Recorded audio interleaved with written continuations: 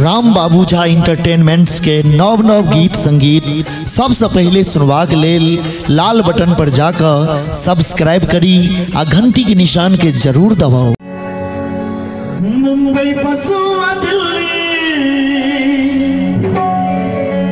मुंबई पसुआ दिल्ली, चाहे कोलकाता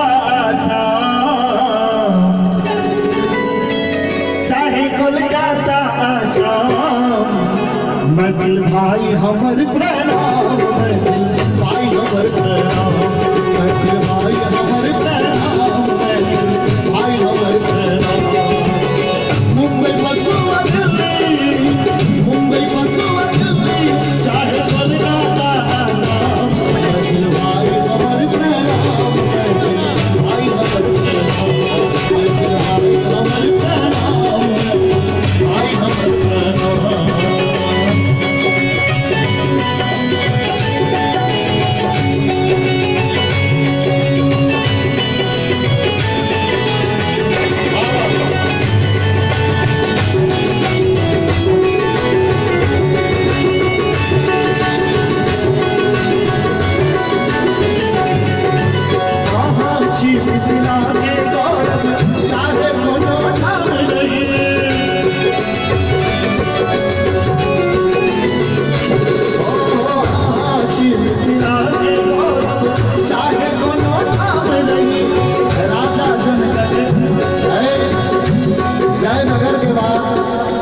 जयनगर के बाद जनकपुर अंतिम सीमा आई के लेल भाग ले जाना चाहिए।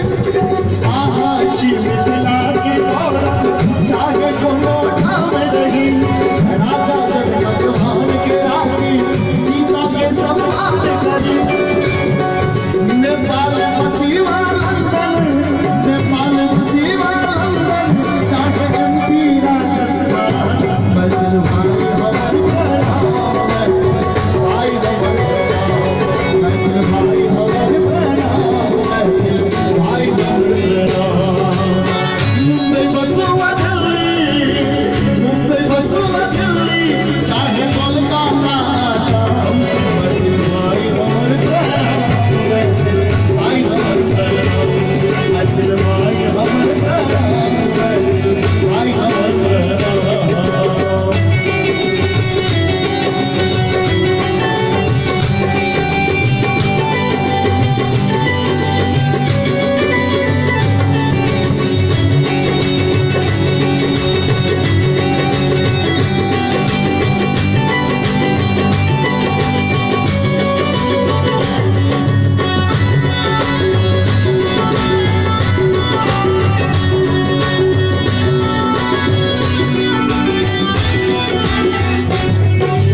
मिथिला ने जन जन जी महफिल, सारे अपन सजन राखब।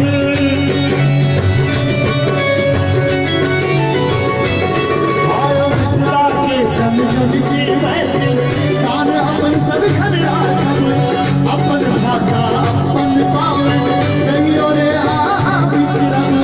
अपन भाषा अपन पावन, कहियो रे आ बिसरब। पटना वसीवा रांची, पटना वसीवा रांची, चाहे अमेरिका जाओ,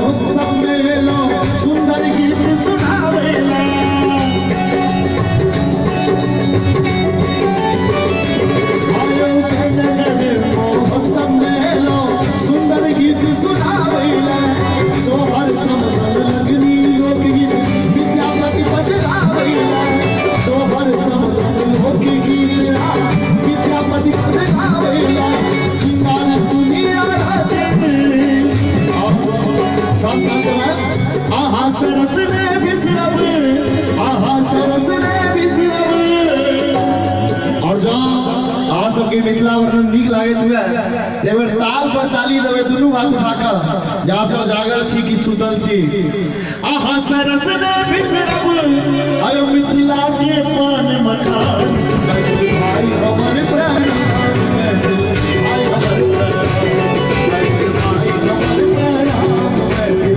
भाई हमर मुंबई बसुमा दिल्ली मुंबई बसुमा दिल्ली चाहे कोलकाता आसाम भाई हमर प्राण भाई हमर प्राण भाई हमर प्राण आहाची मिथिला के संतान भाई हमर प्राण आहाची मिथिला के संतान भाई हमर प्राण।